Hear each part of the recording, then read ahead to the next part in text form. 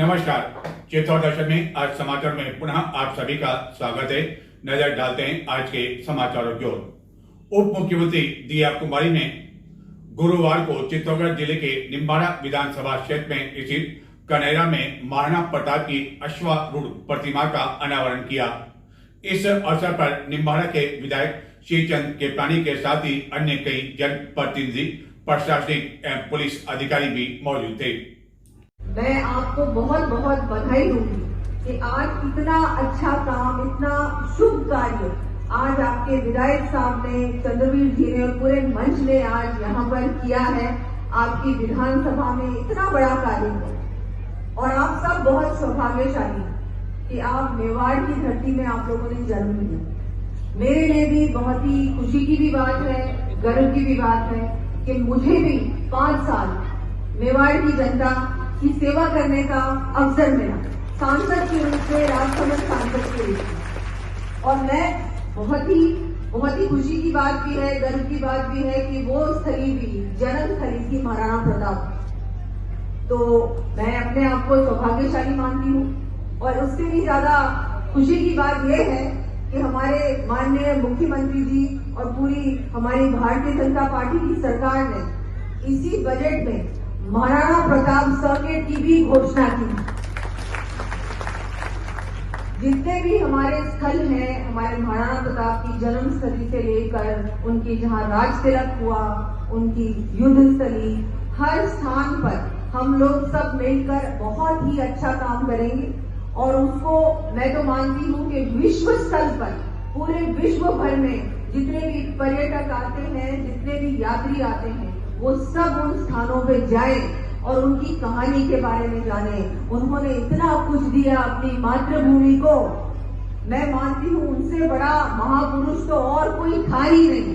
और राजस्थान को गर्व होना चाहिए कि हमारी माटी से ऐसे महापुरुष निकले।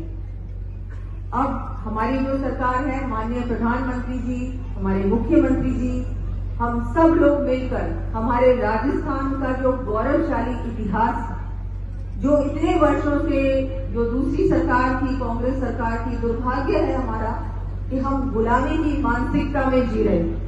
और जैसे अभी चंद्रवीर जी ने बताया आपको कि अब ये सब कुछ बदलने वाला है। चाहे हम हमारी शिक्षा की बात करें, हम हमारे इतिहास की बात करें, जिस तरह से हमारे इतिहास को स्कूलों में सिखाया जाता है, उसमें भी बदलाव लाना आवश्यक है।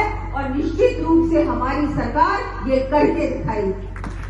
हमको गर्व होना चाहिए हमारे इतिहास पर, हमारे योद्धाओं पर। राजस्थान की उप मुख्यमंत्री दिया कुमारी ने गुरुवार को चित्तौड़गढ़ जिले के निम्बाड़ा विधानसभा क्षेत्र में कनेरा में स्थित महाराणा प्रताप की अश्वारूढ़ प्रतिमा का अनावरण किया। इस अवसर पर बड़ी संख्या में लोग मौजूद थे।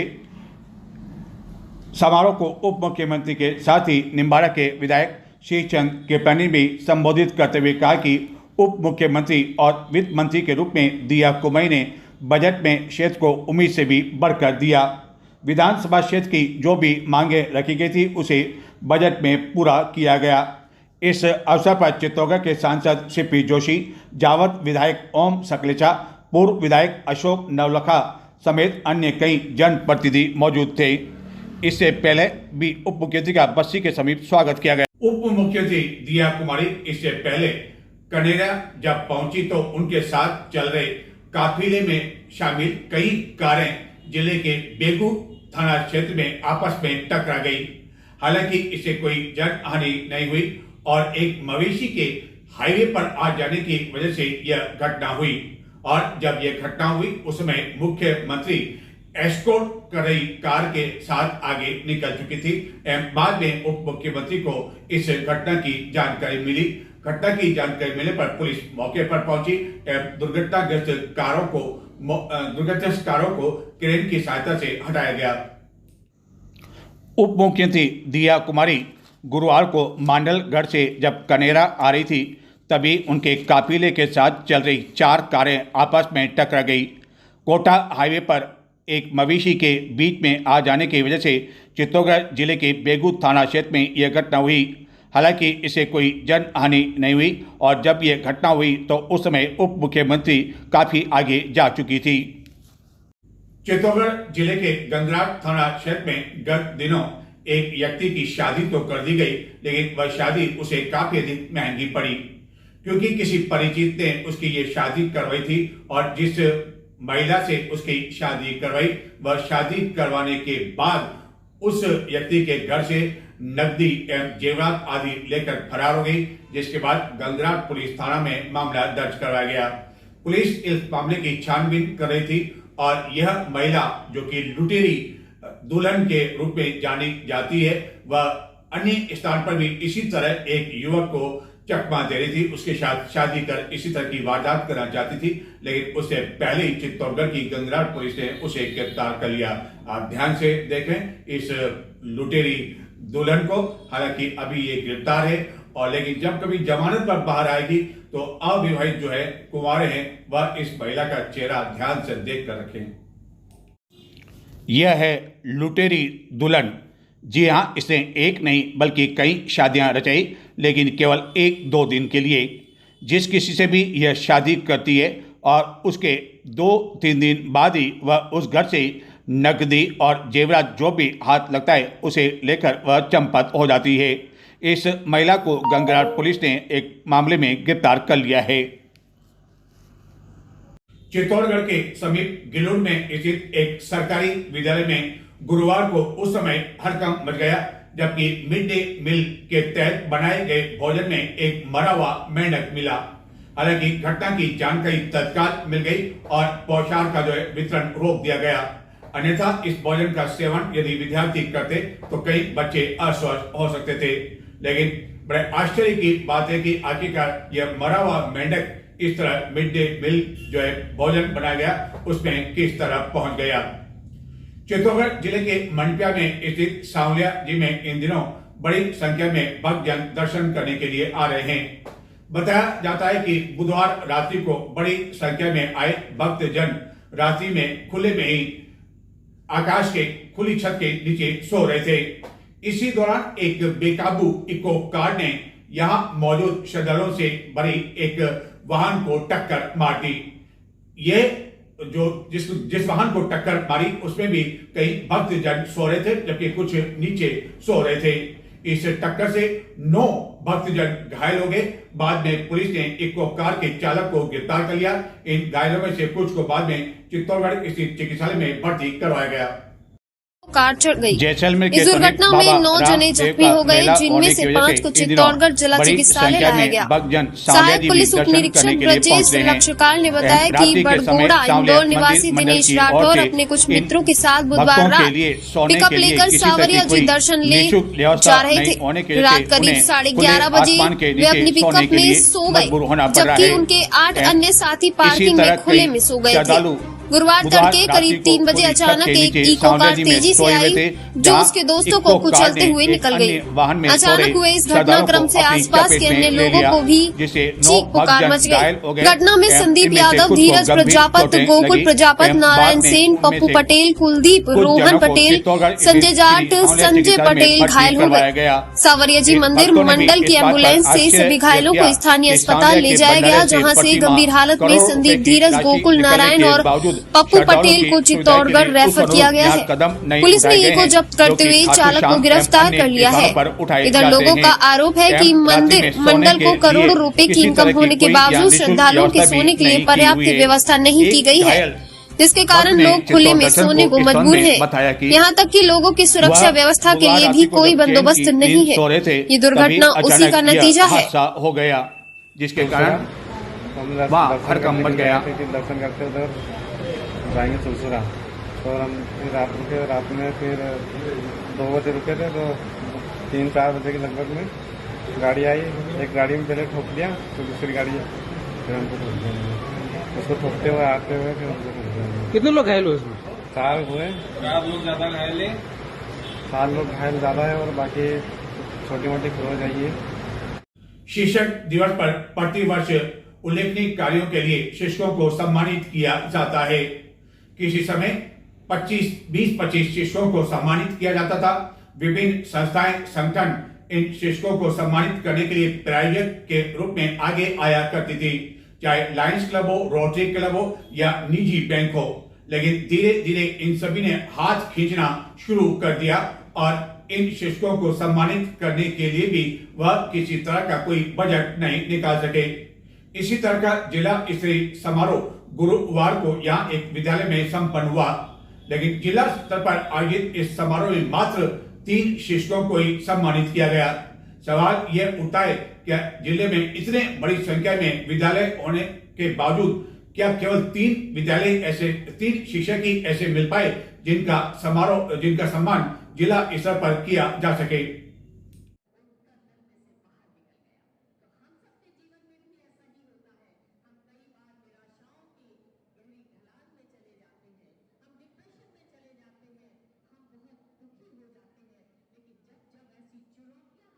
शिक्षक दिवस पर गुरुवार को जिला स्तरीय सम्मान समारोह का आयोजन मेजर नटवर सिंह राउमा विद्यालय में किया गया, लेकिन इस जिला स्तरीय समारोह में जिले से केवल 3 शिक्षकों को ही सम्मानित किया गया, जबकि अलग अलग ब्लॉक स्तर पर भी यह कार्यक्रम हुए एवं ब्लॉक स्तर पर अलग से ही शिक्षकों को सम्मानित किया गया। चित्तौड़गढ़ ब्लॉक से भी केवल 3 शिक्षकों को ही सम्मानित किया गया, जबकि इससे पहले कभी 15-20 शिक्षकों को एक साथ सम्मानित किया जाता है। केवल 3 शिक्षकों को ही सम्मानित करने से यह सवाल भी उठ खड़ा हुआ है कि क्या जिले में केवल 3 शिक्षक ही सम्मानित होने के लिए मिल पाए जिनको कि इस जिला स्तरीय समारोह में सम्मानित किया जा सका। जिला स्तरीय समारोह में सम्मानित हुए जिला स्तर पर एवं ब्लॉक स्तर पर शिक्षकों से जब हमने बातचीत की और यह सवाल किया कि आज के समय शिक्षकों, अध्यापकों और उनके शिष्य के बीच में जो दूरियां बढ़ती जा रही है, आखिरकार उसके लिए जिम्मेदार कौन है। सुनते इन शिक्षकों का आखिरकार इस बारे में क्या कहना है। सर, आज शिक्षक दिवस पर जिला स्तर पर आप सम्मानित होने जा रहे हैं। सबसे पहले आपका नाम और कहाँ पर वर्तमान में कार्यरत जाना चाहेंगे। जी सर, मेरा नाम आसाराम जाट है और मैं राजकीय उच्च प्राथमिक विद्यालय परमेश्वरपुरा ब्लॉक रासमी चित्तौड़गढ़ में पदस्थापित हूँ। सर, आज शिक्षक दिवस पर सबसे बड़ा सवाल ये कि आज के समय और हम गत कुछ वर्षों की बात करें तो शिक्षक और शिष्यों के बीच में जो संबंध होने चाहिए, आपको लगता है कि उनमें कहीं कहीं दरार आ गई है, दूरियां बढ़ गई, तो आखिरकार उसके क्या कारण आप मानते हैं। वैसे इतनी दूरियां भी नहीं आई जितनी मान रहे हैं हम, पर कुछ मामलों में दूरियां आई हैं। जैसे सोशल मीडिया की वजह से भी लोग ज़्यादा जुड़ गए हैं। इस वजह से शिक्षक और टीचर के बीच वो रिश्ता नहीं रहा जो पहले हुआ था। अब मित्रवत व्यवहार ज़्यादा होने लग गया है और उस तरह का व्यवहार पहले जैसा अभी नहीं हो रहा। तो आप मानते हैं कि इसमें कहीं कहीं कमी तो आई है। हाँ, पर इतनी कमी भी नहीं आई है। अभी भी गांव में हर जगह पर शिक्षक का उतना ही आदर सत्कार होता है। जो अच्छे समय पे आते हैं, समय पे जाते हैं, अच्छा पढ़ाते हैं, अच्छा परिणाम देते हैं, उनके प्रति आज भी हाजिर भाव है। सर, आप भी जिला स्तर पर सम्मानित होने जा रहे हैं। आपका नाम और कहाँ आप उसमें कार्यरत। मेरा नाम महेंद्र कुमार जैन है। राजकीय उच्च प्राथमिक विद्यालय देवदा ब्लॉक बड़ीसाड़ी जिला चित्तौड़गढ़ में प्रधानाध्यापक पद पर कार्यरत हूँ। सर, हम देख रहे हैं कि आज के समय खासकर ग्रामीण क्षेत्रों की बात करें, कई ऐसे अध्यापक होते हैं जब वह उनकी सेवानिवृत्ति होती है, रिटायरमेंट होते हैं। अभी हाल का एक उदाहरण है, 31 साल एक अध्यापक अपने ज़िले में रहा, अपने क्षेत्र में रहा और उसका गांवों ने ऐसे स्वागत किया ग्रामीणों ने कि लोगों की आंखों में आंसू आ गए। उस समय शिक्षक कैसा महसूस करता हो कहोगे आप। शिक्षक अपने आप को भाग्यवान महसूस करता है। वो गाँव वालों से बिल्कुल करीब से जुड़ा हुआ रहता है, छात्रों से करीब से जुड़ा हुआ रहता है। उनको अपनी पूर्ण शिक्षा से सरोकार करता है उनको। इस वजह से उनका आत्मीयता बढ़ती है। क्या मानते हैं कि सर आप आज के समय जो अध्यापकों को जो सम्मान सरकार की ओर से मिलना चाहिए, सरकारी स्तर पर मिलना चाहिए, क्या आप उसको लगता है कि उसमें कुछ कमी है। या जो आजकल शिक्षकों को सम्मान के लिए फॉर्म भरना पड़ता है, जबकि शिक्षक का सम्मान खुद सरकार चयन करे कि अच्छे शिक्षक कौन है, वो खुद चयन करे। शिक्षकों को खुद फॉर्म भर के उसका सम्मान लेना पड़ रहा है। ये बड़ी दुविधाजनक स्थिति है। ये आपने बहुत बड़ी बात कही, सम्मानित होने के लिए खुद को आवेदन करना पड़ता है, लेकिन सरकार को खुद को जो है पहल करनी चाहिए। मालूम पड़ जाता है कौन अध्यापक जो इसके लायक है। आप ब्लॉक स्तर पर चयनित आज होने जा रहे हैं। आपका नाम और आप कहाँ कार्यरत हैं। मेरा नाम गोवर्धन लाल आचार्य। सर, मैं चित्तौड़ ब्लॉक से ग्राम पंचायत नेताल महाराज में चंद्रपुरा राजकीय उच्च प्राथमिक विद्यालय चंद्रपुरा का सत्ता प्रधान हूँ और ब्लॉक स्तर पर सम्मानित होने जा रहा हूँ। आपसे सवाल जो हमने पहले पूछा था, क्या आप मानते हैं कि वर्तमान में शिक्षकों और छात्रों के बीच में जो स्नेह होना चाहिए उसमें कहीं न कुछ खटास आई है, दूरियां बढ़ी है। सर, मैं तो नहीं मानता, लेकिन कुछ जगह हो सकती है, कुछ अपवाद स्वरूप हो सकते हैं। बाकी जहाँ शिक्षक काम कर रहे हैं, बच्चे हैं, ग्रामीण परिवेश में मेरे ऐसे देखने में कहीं नहीं आया कि शिक्षक और छात्रों के बीच में कहीं दूरियां बढ़ी है। कुछ तो मीडिया कुछ थोड़ी बहुत हो सकती है। आजकल सोशल मीडिया का जमाना होने से डायरेक्ट आदमी नहीं मिल करके दूरी से हो जाती है, इसलिए वो दूरियां बढ़ गई। बाकी शिक्षक पहले भी वही था, पहले भी शिक्षक वही काम कर रहा है, आज भी काम कर रहा है। थोड़ा प्रशासन का काम ज़्यादा बढ़ गए, उस वजह से हो सकता है कि शिक्षक कभी थोड़ा दूसरे अन्य राष्ट्रीय कार्य राज्य कार्यों में व्यस्त होने से ये हो सकता है। बाकी शिक्षक वही पहले जो काम कर रहा है वही शिक्षक आज और नवाचार के साथ काम कर रहा है। कई शिक्षक संगठन ये मांग करते हैं कि सरकार द्वारा उन्हें अध्यापन के अलावा अन्य कार्य भी सौंप दिया जाता है, जिसके कारण उन्हें परेशानी आती है और इतना अधिक वो ध्यान अध्यापन की ओर नहीं देना पड़ता है। क्या आप इससे सहमत हैं? बिल्कुल सहमत हूँ सर। एक अध्यापक का मेन कार्य होता है अध्यापन कार्य।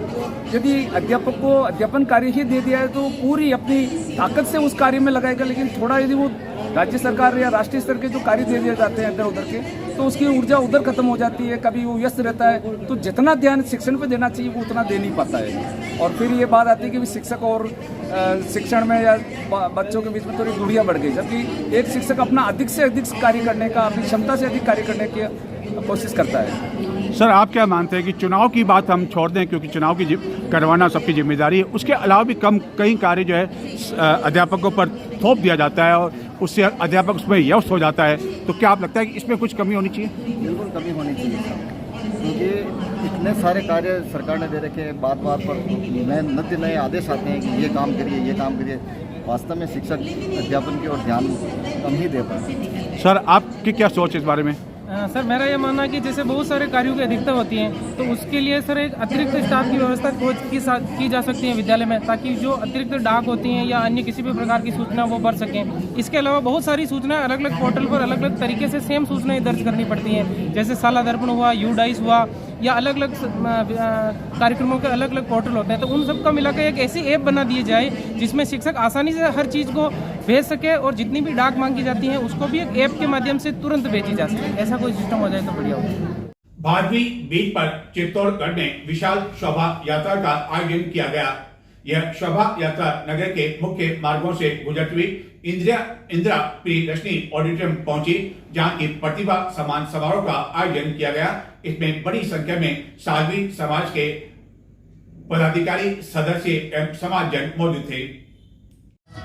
भादवी बीच पर गुरुवार को साल्वी समाज की ओर से बाबा रामदेव की जयंती पर विशाल शोभा यात्रा का आयोजन किया गया, जो कि नगर के मुख्य मार्गों से होकर गुजरा।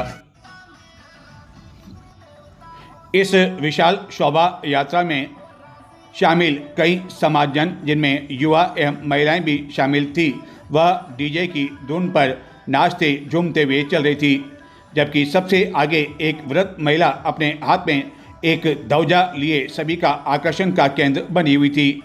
इस विशाल शोभा यात्रा में एक अश्व पर बाबा रामदेव का रूप धारण किए हुए एक व्यक्ति चल रहा था, जबकि सबसे अंत में एक वाहन पर बाबा रामदेव को श्रद्धापूर्वक रखा हुआ था एवं जिनका बीच मार्ग पर लोग उनका स्वागत कर रहे थे एवं आशीर्वाद ले रहे थे। इस शोभा यात्रा का चित्तौड़गढ़ नगर में बीच मार्ग में जगह जगह स्वागत किया गया।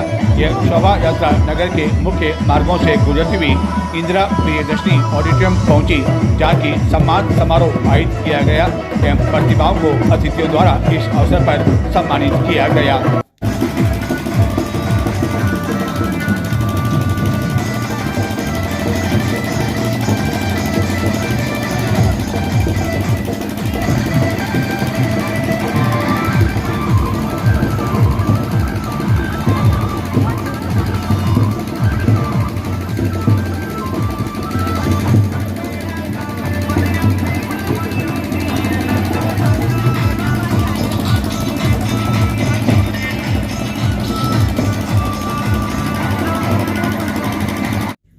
तो ये थे आज के समाचार, और इस समाचार के बाद हम आपको बताएंगे विशेष हमारी रिपोर्ट कि चित्तौड़गढ़ के विधायक चंद्रभान सिंह आर्या का किस गर्म जोशी उत्साह के साथ बुधवार को मनाया गया जन्मदिन और हजारों की संख्या में उमड़ी भीड़, और इस समारोह में आए लोगों का क्या कहना था इस विधायक के जन्मदिन के बारे में। लेकिन कुछ देर बाद, तब तक के लिए मुझे दें नमस्कार।